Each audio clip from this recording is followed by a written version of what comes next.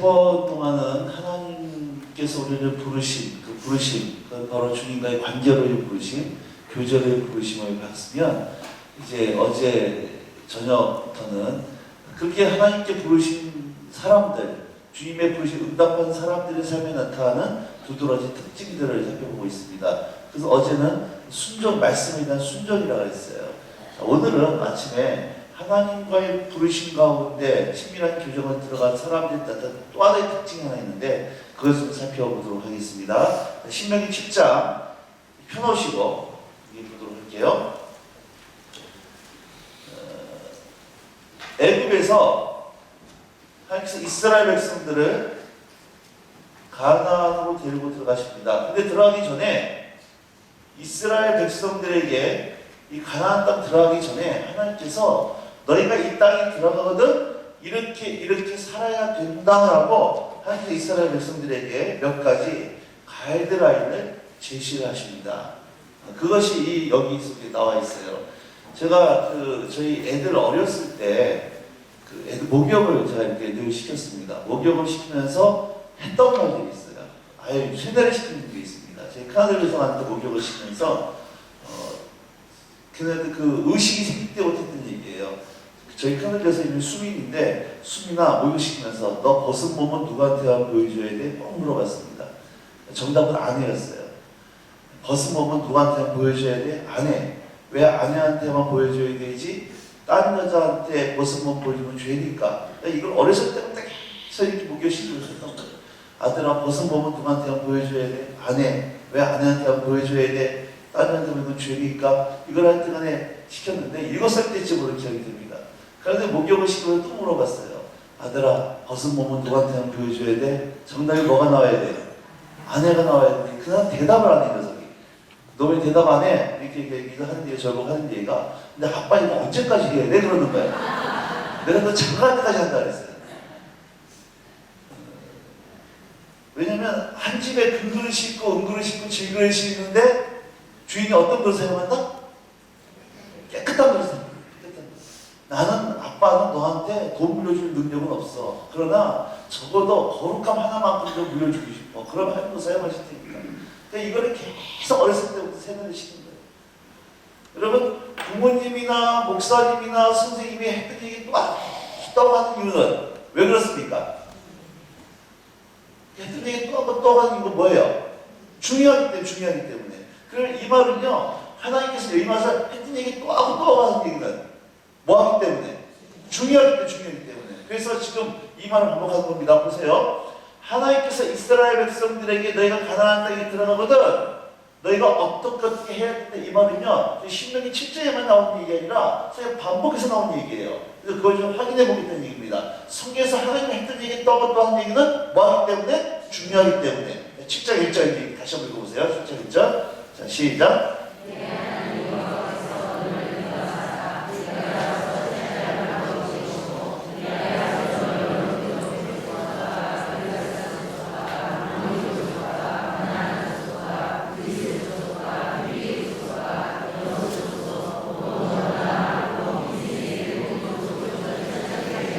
가나안 땅에 몇 족속이 살고 있다?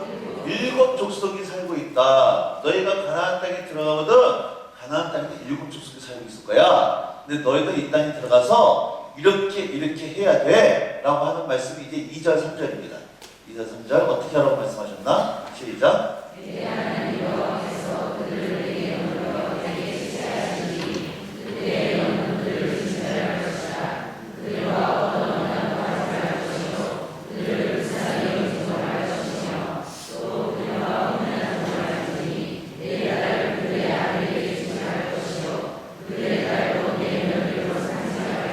뭐라고 말씀하세요? 너희가 이 땅에 들어가거든 가나안 7 족속이 살고 있을 텐데 너희 불쌍히 여기지 마, 긍휼히 여기지 마, 이들과 어떤 언약도 맺지 말고 혼인도 하지 말고 남녀노소 하지 말고 전부 다 싹 죽여버려 이렇게 말씀하는 거예요. 그럼 왜 하나님께서는 가나안 땅에 들어가서 이들을 왜 싹 죽여버리라고 말씀하셨나? 그 이유가 4절이에요. 4절 시작.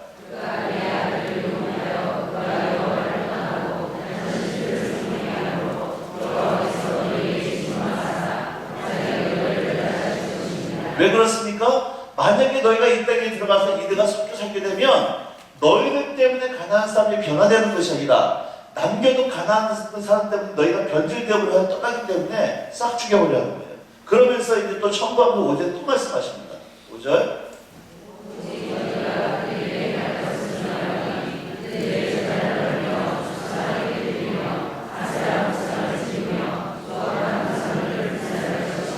예, 이것이 이제 하나님께서 이스라엘 백성들이 가나안 땅에 들어가기 전에 명령하셨던 내용이에요. 다시 한번 정리하면 너희가 가나안 땅에 들어갈 때 7족속이 살고 있을 거야. 근데 너희 이 땅에 들어가서 이들을 불쌍히 여기지 말고 긍휼히 여기지 말고 무슨 언약도 맺지 말고 혼인도 맺지 말고 남녀노소 가지 말고 싹 죽여버려. 그렇게 하러 가는 이유는 이들을 살려두게 되면 이 사람들 때문에 너희가 하나님보다 범죄하기 때문이야. 그래서 이들의 우상을 싹 전부 다 없애버려. 이 말씀을 하셨는데 여기서만 하신 것이 아니라 이 말씀을 하고 또 하는 얘기예요.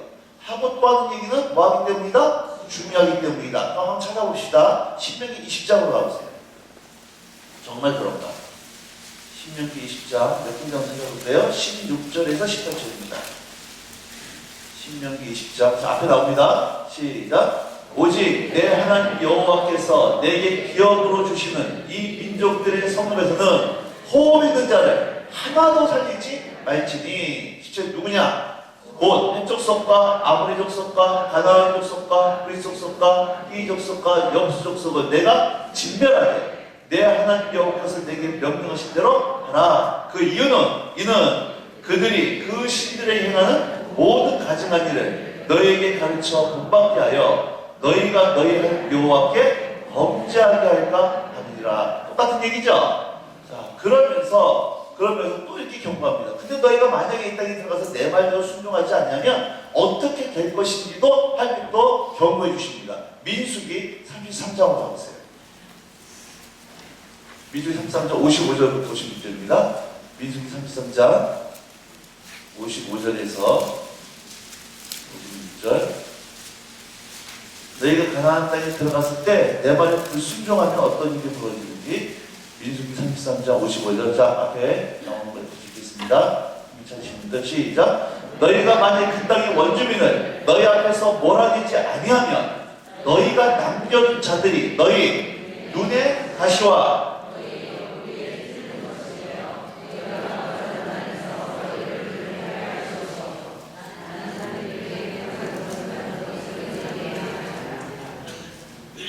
자 보세요.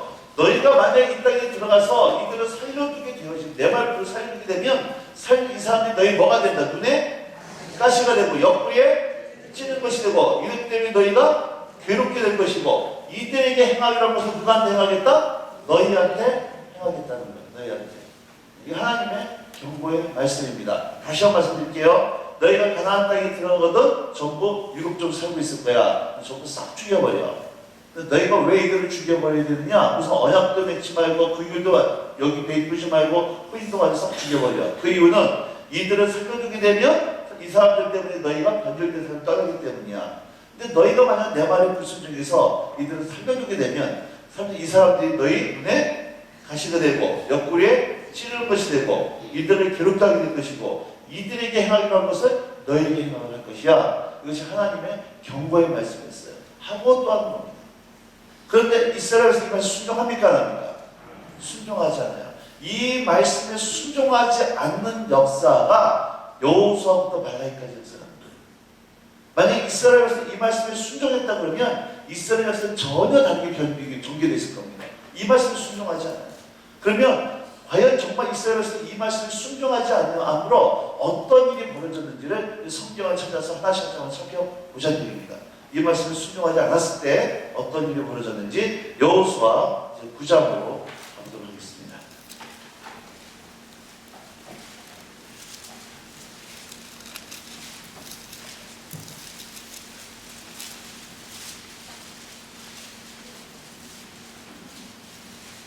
여호수아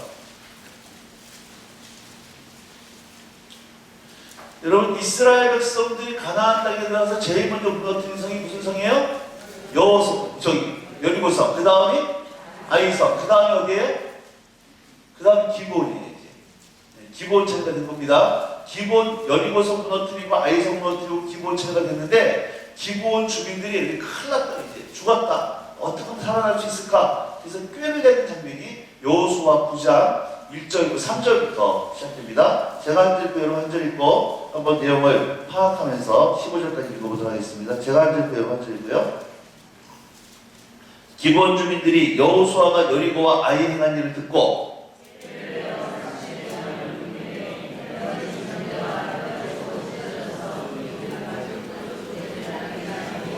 그 발에는 낡아서 기운 실을 신고 낡은 옷을 입고 다 마르고 곰팡이 난 떡을 준비하고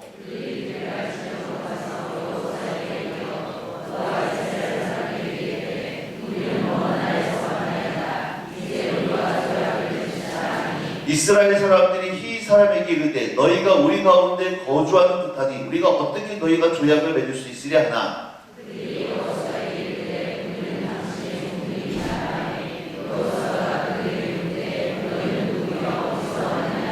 그들이 여호수아에게 대답하되 종들은 당신의 하나님 여호와의 이름으로 말미암아 심히 먼 나라에서 왔사오니 이는 우리가 그의 소문과 그가 애굽에서 행하신 모든 일을 들으며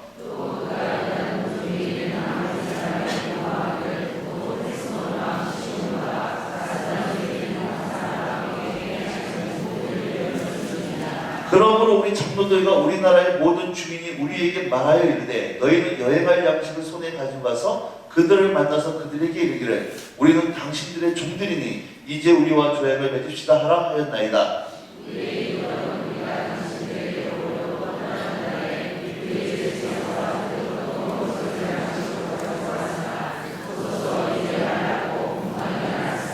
또 우리가 포도주를 담은 이 가죽들도 새 것이었으나 찢어지게 되었으며 우리의 이 옷과 신도 여행이 매우 길었으므로 낡아졌나이다 한지라. 다같이 여호수아가 곧 그들과 화친하여 그들을 살리라는 조약을 맺고 회중 족장들이 그들에게 자 보세요. 드디어 기본 족속이 됐는데 기본 족속이 자기들이 죽을 것을 알고 꾀를 내는 겁니다. 그래서 낡아 빠진 곰팡이 난 떡 옷을 입고 와서 우리 심히 먼 지방에서 왔습니다. 우리가 당신들의 종이 되겠습니다. 이렇게 얘기할 때 이때 여호수아가 어떻게 했어야 돼요? 하나님 앞에 뭐 해야 돼요? 물어봤어야 돼요. 하나님 이들이 심히 먼 지방에서 왔다는 우리가 어떻게 하면 좋겠습니까? 물어봐야 되는데 여호수아가 물어봐야 안 물어봐요? 안 물어본다는 거예요. 안 물어보니까 누구 생각이 나와요? 내 생각. 자기 추측이 나오는 거예요.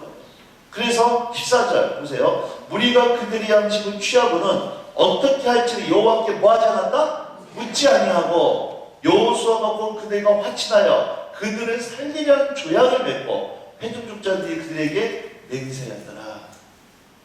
여러분 이스라엘의 조약은요 생명을 걸고 하는 조약입니다. 동물을 반으로 쪼개서 언약 당사자이 왔다 갔다 하면서 생명을 걸고 하는 조약이에요. 언약을 맺으면 생명을 지켜줘야 돼요.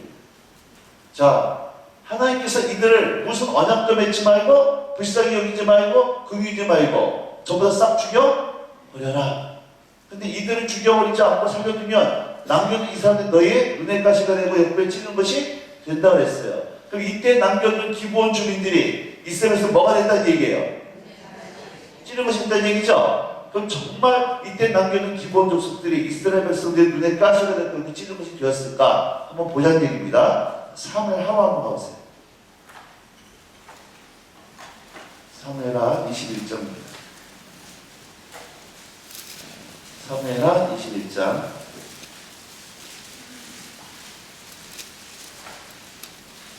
1절부터 이렇게까지 계속 찾기 해서 너무 죄송한데요. 이 성경 말씀 통해서 보는 게 제일 좋기 때문에 찾고 있습니다. 사무엘하 21장 1절부터 제가 읽으면 설명할게요. 다윗 시대에 해를 거듭하여 3년 연속해서 기근이 있으므로 다윗이 여호와 앞에 왜 이렇게 3년 연속해서 기근이 있는지 간구하며 여호와께서 이르시되 이는 이 3년 연속 기근이 있는 이유는 사울과 피를 흘린 그 사울의 집으로 말미암음이니 그가 누구를 죽였다? 기브온 사람을 죽였으리라 하시니라. 기브온 사람은 이스라엘 족속이 아니요 그들은 아모리 사람 가나안 7족속 중에서 남은 자라. 이들이 언제 남았습니까? 여호수아 때. 여호수아 9장 말씀이에요. 남은 자라 이스라엘 족들 전에 여호수아 때 그들에게 맹세했거든. 뭐라고 맹세했어요? 살려주겠다고 맹세했거든. 사울이 이스라엘과 유다 족속을 위하여 뭐가 있었다? 이 누구의 심이에요? 자기의 심이에요. 그들을 죽이고자 하였더라. 이에 왕이 기브온 사람에게 불러 그들에게 물으니라. 다시 그들에게 묻되 내가 너희를 위하여 어떻게 하랴? 내가 어떻게 숙지하여야 너희가 여호와의 기업을 위하여 복을 베겠느냐 하니 기브온 사람이 그에게 대답하되 사울과 그의 집과 우리 사이의 문제는 은금에 있지 아니하오며 이스라엘 가운데서 사람을 죽이는 문제도 우리에게 있지 아니하니이다 하니라. 왕이 이르되 너희가 말하는 대로 시행하리라. 그들이 왕께 아뢰되 우리를 학살할 것도 우리를 멸하여 이스라엘 영토내에 머물지 못하게 하려고 모의한 사람 사울의 자녀 7사람을 우리에게 내어주소서. 여호와께서 택하신 사울의 고을 기브아에서. 이게 무슨 얘기냐면 사울이 태어난 생가입니다. 사울의 고향이 생가예요. 기브아예요. 사울의 일가 친척들이 모여있는 그 기브아에서 우리가 사울의 아들들 7명을 여호와 앞에서 목매어 달긴나이다 하니 왕이 이르되 내가 내어주리라 하니라. 여러분 여호수아 때요 기브온 족속이 왔을 때 하면 물어봤으면 돼요. 그냥 단순하게 어떻게 하면 좋을까요? 어떻게 할까요? 이거 묻지 않냐고. 어떤 내용을 해서요? 이때 남겨둔 기브온 족속들 때문에 3년 연속 기근이 오고 사울의 7명의 아들들이 목매어 죽임을 당하는 이런 비참한 지경에 빠지다는 얘기예요. 이때 남겨진 이스라엘 백성들이 눈에 가시가 되고 옆에 찌는 것이 됩니다. 그 더 나아가서 이스라엘 백성들이 예레미야 때에 하나님을 떠나 범죄할 때 예레미야가 할 때 돌아오라고 그렇게 외쳐요. 근데 이때 예레미야를 대적하고 이스라엘 백성들로 하여금 망하게 만들었던 거짓 선지자 하나네라고 하는 사람이 있습니다. 그 사람이 어디 출신이냐? 기브온 출신이에요. 기브온 출신에서 하나님 같은 거짓 선지자가 나타남으로 말미암아 이스라엘 백성들이 하나님 앞에 돌아오지 못하고 망하게 만드는 그 통로가 되어 지들어가는 거예요. 여러분 이때 남겨뒀던 기브온 눈에 가시가 되고 옆구리에 찌르것이 되는 겁니다. 자, 또 하나만 보고 이거 좀 마무리하도록 하겠습니다. 여호수아 11장으로 다시 한번 가겠습니다.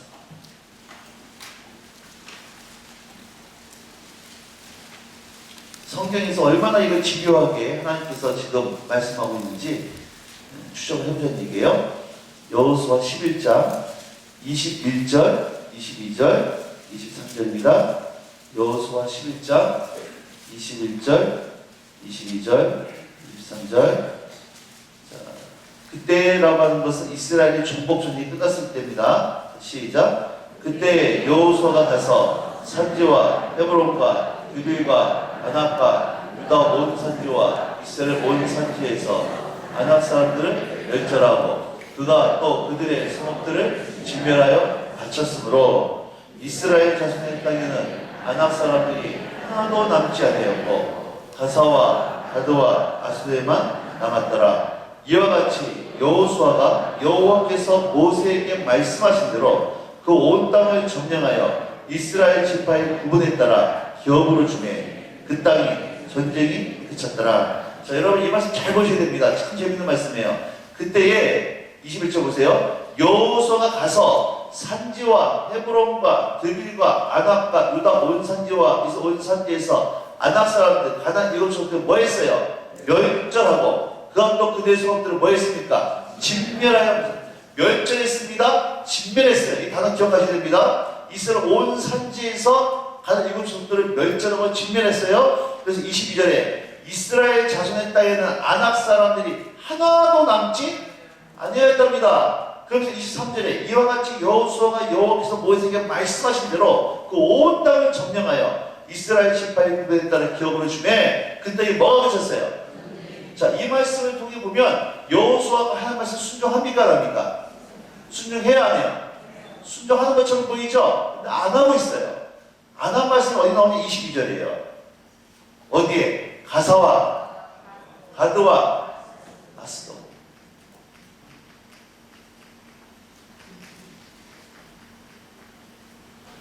개혁 개정이고 이제는 개혁한국에서 바뀌기 전에 개혁한국에서 이렇게 나와 있습니다. 가사와 가드와 아스도에만 약간 남았다 이렇게 나와 있어요. 약간 남았다.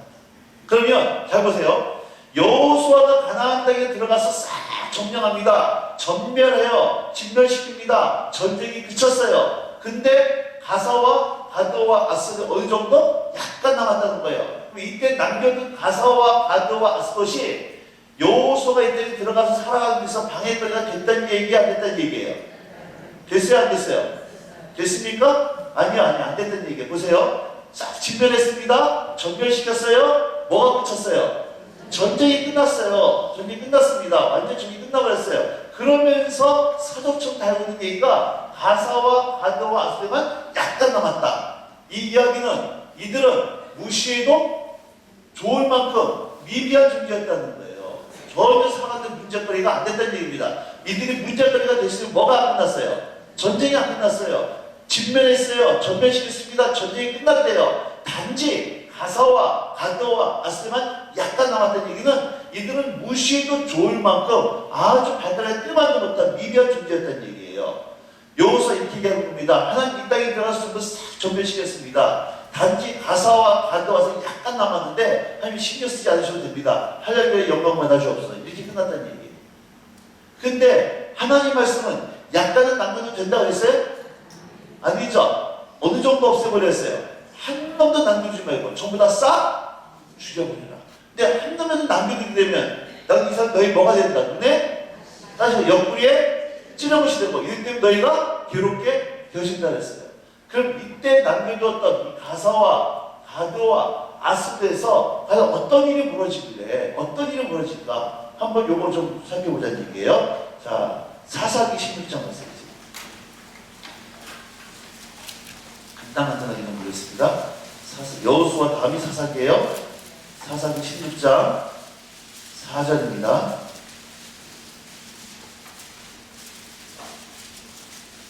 사사기 16장 4절 읽겠습니다. 시작.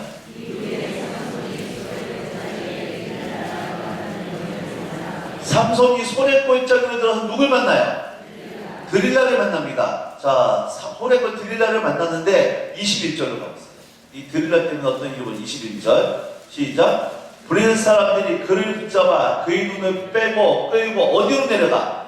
가사로 내려가 노줄로 매고 그에게 옥에서 맷돌을 돌리게 하였더라. 자, 여러분 이때 남겨뒀던 가사에서 누가 튀어나온다는 얘기예요? 드릴라가 나와요. 여호수아 때에 한마디만 얘기했으면 끝내요. 싹 죽여버려. 그러면 여기서 드릴라가 태어날 일이 없었는데 이때 남겨둔 가사를 남겨둠으로 말미암아 여기서 드릴라가 태어나서 이스라엘의 가장 강했던 용사인 삼손마저 잡아먹어버리는 이런 비극이 탄생되어지더라는 거예요. 자, 절대로 사세요. 하나님 말씀은 농담이 아닙니다. 이때 남겼던 가사에서 누가 튀어나오더라? 드릴라. 가드. 사무엘상 17장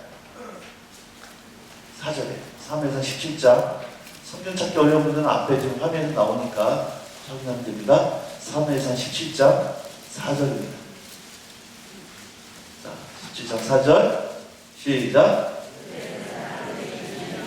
싸움을 거두는 자가 왔는데 그의 이름은 골리앗. 어디 사람? 가드 사람이라. 가드에서 누가 튀어나와요? 골리앗이 튀어나와요. 이게 보이시죠? 여러분 이스라엘 여호수아 때 이때 남겼다 아무런 문제가 되었던 이 가드에서 누가 튀어나왔냐? 골리앗이 튀어나와서 이스라엘 하나님을 모욕함에도 불구하고 전적 그날도 꼼짝 못하고 있는 이 골리앗 같은 눈에 가시가 튀어나오더라는 거예요. 다음에 아스돗 3에서 4장 5장 3에서 5장 1절 2절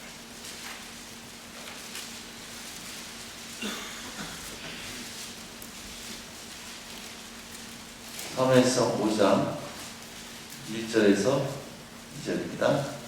같이 읽겠습니다. 블레셋 사람들이 하나님의 궤를 빼앗아 가지고 에베에서부터 아스돗에 이르니라.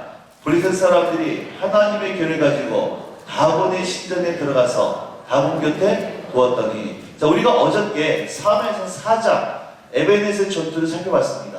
그 전투에서 이스라엘 백성들이 블레셋 군대를 뭘 뺏겨요? 언약궤를 뺏깁니다. 이 언약궤를 빼앗은 블레셋 군대들이 이 언약궤를 가지고 어디로 갔냐? 아스돗에 있는 자신의 다곤 신전으로 가져가서 하나님의 언약궤를 그들의 전리품으로 하나님께, 그러니까 다고친에게 봉헌을 해버리는 거예요. 아스에서 어떤 일이 벌어져요? 하나님의 영광이 땅에 떨어지고 하나님의 이름이 모욕을 당하는 일이 벌어지게 되더라는 거예요. 여호수아 때요, 그냥 한마디만 했으면 돼요. 진멸하고 저멸한 다음에 가사, 가드, 아스도 다 죽여버려. 이게 쓰면 되는데, 이때 남겨두었던, 약간 남겨두었던 가사와 가드와 아스돈, 요거 남겨두니까 시간이 지나서 여기서 쌍이 납니다. 자라기 시작해요. 열매가 튀어나오는데 어떤 열매가 튀어나오느냐? 드릴라가 튀어나오고 골리앗이 튀어나오고 하나님의 영광이 땅에 떨어지는 이런 일이 벌어지게 되어지더라는 거예요. 그러면 하나님 말씀은 농담이 아닙니다. 자, 하나 보고 이제 마치도록 할게요. 사사기를 가보세요. 이게 성경에 지금 계속 나와요, 이 패턴이. 사사기 2장에.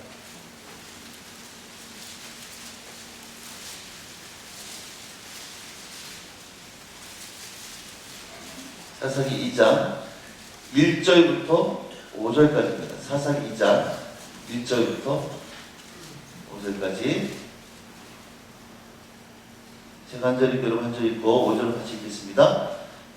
여호와의 사자가 길갈에서부터 보깁으로 올라와 말하되 내가 너희를 애굽에서 올라오게 하여 내가 너희 조상들에게 맹세한 땅으로 들어가게 하였으며 또 내가 이르기를 내가 너희와 함께한 언약을 영원히 어기지 아니하리니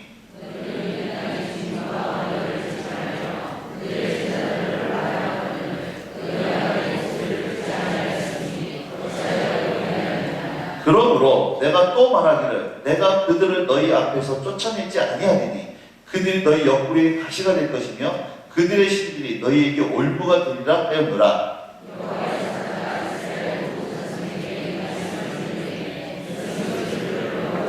다같이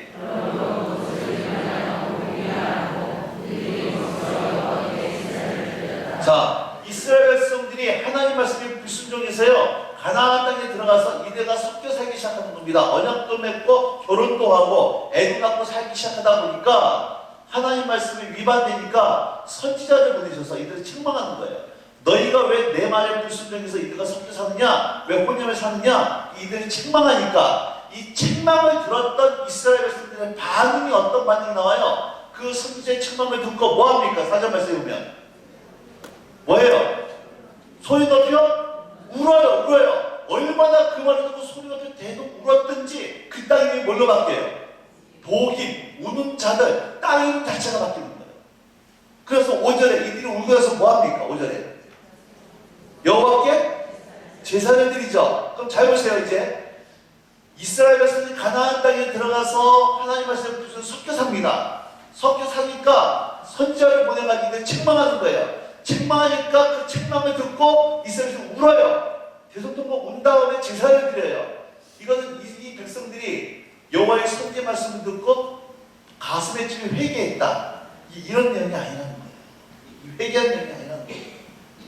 저는 이거 복임상관이라고 하는데요. 제가 이걸 한번 경험해 본 적이 있어요. 몇 년 전에 서울에 이름만 대면 아는 교회입니다. 큰 교회인데 청년부 집회를 인도한 적이 있어요. 청년부 집회를 인도하는데 월요일부터 수요일까지 여름에 수련회를 인도하고 수요일날 마지막 저녁에는요 십자가를 만들어 달라고 그래가지고 야외에서 이제 십자가를 만들어 놓고 거룩함에 대해서 설교를 했습니다. 그리고 나서 너희 가운데 죄를 범한 사람이 있으면 십자가 앞에다 십자가 붙들고 우리 자복하고 회개하자. 거룩함으로 우리가 무장하자. 이렇게 설교를 했는데 하나님께서 그는 큰 은혜를 베푸셔서요 참 많은 청년들이 십자가 앞에 나와서 자기 죄를 자복하고 회개하는 시간들을 가지면서 집회가 아름답게 마무리됐습니다. 저는 집회를 마치고 이 집으로 왔어요. 집으로 온 다음에 그런 시간이 얼마 지나고 나서 그 교회 청년 담당 교육자한테 연락이 와서 잠깐 좀 이렇게 얘기 좀 하고 싶다고. 그래서 만나서 이제 교제를 하는데요. 이런 얘기를 하는 거예요. 월요일부터 수요일까지 집회를 마치고 토요일 날은 그 교회 청년부 정규 모임이었습니다. 정기 모임이 끝나고 났는데요. 그 교회 청년부 모임이 끝나고 나서 보통 밤에 끝나잖아요. 그 남자 청년하고 총무입니다. 남자 총무랑 여자 청년 둘이서 집회 마친 다음에 집으로 가다가 여관으로 들어가는 것을 단 여자 청년이 목격을 한 거예요. 이 여자 청년이 충격을 받아가지고 이 담당 교육자한테 와서 얘기를 한 겁니다. 그래서 걔네들을 부른 거예요. 야 너희들 이런 일이 있다고 그러는데 어떻게 된 거냐? 그래서 사귀냐? 사실이냐? 사랑하는 사이냐? 이렇게 알아보는 가운데 드러난 사실이 이 남자 청년이 그 여자 청년과 둘이서 이게 서로 좋아서 이렇게 그 어떤 성적인 관계를 맺은 것이 아니라 남자 청년, 이 여자 청년 말고도 교회에 있는 다른 여자 청년 몇 명하고 동일한 이런 성적인 관계를 맺고 있다는 것이 드러나고 있는 거예요. 근데 안타까운 것은 바로 그 청년들이요. 그날 십자가 앞에 나와서 울고불고 자기를 회개했던 바로 그 청년들이었다는 거예요. 뭐예요? 예배 때 은혜 받았어요. 가슴에 찔렸습니다. 울었어요. 그래가지고 회개까지 했어요. 그런데 삶이 바뀌어요, 안 바뀌어요? 안 바뀌어요. 이 얘기. 울었다니까. 예배까지 드렸어요. 근데 사사기 이후에 그 사람들이 삶이 안 바뀌어요. 그게 바로 복음이에요.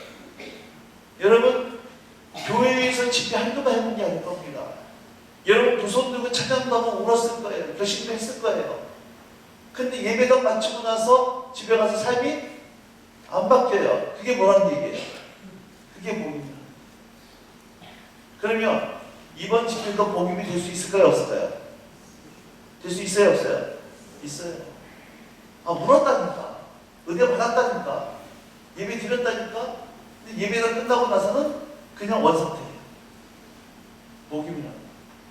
속는 겁니다. 내가 울었다는 걸로 속는 거예요. 이렇게 소리가 없고 손들고 기대했다 속는 겁니다.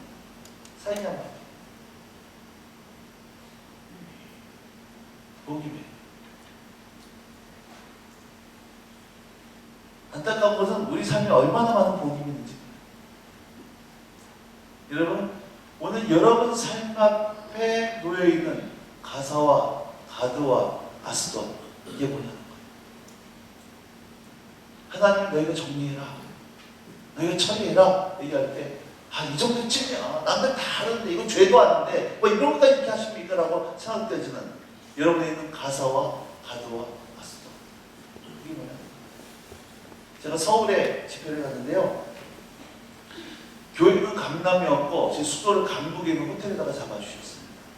그러니까는 우리 윤건 사님이 저를 지금 아침 새벽 아침 저녁 그리고 쉬러 나가는 것처럼 그 교회에서도 한 분이 이렇게 맡아가지고 저를 이렇게 픽업을 해주기 시작을 했어요. 다리 하나만 건너면 교회였기 때문에 그분이 이제 외국인 회사 이사였습니다. 외국인 회사 이사였는데 좀 이렇게 자유롭게 좀 직급이 있어가지고 그 회사에다가 휴가를 내고 부탁을 받아서 또 차도 외제차고 이래가지고 강서 접대한다고 이렇게 저를 픽업을 해주셨어요. 근데 저랑 참 많이 친하게 이제 이 얘기 저기 하면서 이렇게 좀 지냈는데요. 마지막 날이었어요. 마지막 집회를 마치고 저를 이제 숙소에 데려다 주면서 주차장에서 1시간 동안 앉아 얘기를 하게 됐어요.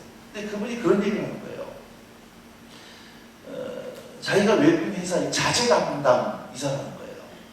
그런데 그 자기 회사에서 쓰는 이 고가의 장비가 워낙 비싼 장비이기 때문에 자기 결제를 맡고 이렇게 왔다 갔다 해야 된다는 거예요. 그 결제를 장비를 쓰려면 반드시 자기 결제를 맡아야 된다는 거예요.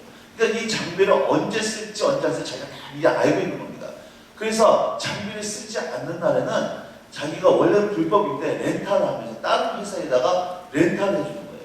렌탈을 해주다 보니까 그 렌탈해주는 비용이 월급보다 3배에서 더 많은 거예요. 또 외국인에서 이사하니 월급도 굉장히 많은데 그걸 불법으로 렌탈해주다 보니까 거기에 들어온 진정이 너무 많은 거예요. 그러다 보니까 가만히 앉아있으면서도 한 달에 정말로 많은 돈이 들어오니까요. 이분이 딴 생각이 들기 시작해요. 그래서 도지살림하기 시작했어요. 그런 가운데 근데 교회 안수 집사였고 성가대 총무였어요. 근데 이분이 저를 이제 픽업을 하면서 계속 예배 참석하다 보니까 말씀이 들어오기 시작해요. 근데 그분이 그러는 거예요. 어떻게 하면 좋겠냐. 제가 그때는 집사님한테 그런 얘기 했습니다. 속 쫙 올리면서 집사님, 지금 집사님 마음속에 갈등이 들어온 것은 하나님께서 지금 말씀을 역사하고 있는 거예요. 오늘이 마지막 기회라고 말씀드리고 싶지 않지만 하나님 말씀이 들려오고 이게 은혜니까 빨리 정리하라고 했어요. 이분이 그러더라고요. 고민해보겠다고. 그래서 제가 정말 간절히 기도해드리고 헤어졌습니다. 근데 그로부터 시간이 얼마 지난 다음에 이제 전화가 왔어요. 이런 전화가 하시더라고요. 목사님, 제가 해결했습니다. 집사님 너무 감사하다고. 정말 잘하셨다고. 근데 그 다음에 했던 말 되게 잊혀지지가 않아요. 이런 얘기 하는 거예요. 근데 목사님, 너무 불편해요. 뭐가 불편하냐니까 월급만 가는 사람들이 너무 불편해요. 월급이 상당히 없는데 옛날에는요 그렇게 할 때는 월급은 용돈이었고 하여튼 그렇게 월급은 불편하다는 거예요. 근데 그 다음에 했던 말씀이 있어요. 목사님 편하진 않은데요 평안해요. 불편한데 평안해요. 그 다음에 하는 얘기했어요. 목사님 너무 재미없어요. 뭐가 재미없나요? 아니 맨날 일 끝나고 또 집에 들어가는 게 옛날에 돈 쓰는 재미가 생긴 재미있는데 재미가 없고요. 근데 그 다음에 하는 거 있어요. 목사님 재미는 없는데요 기뻐요.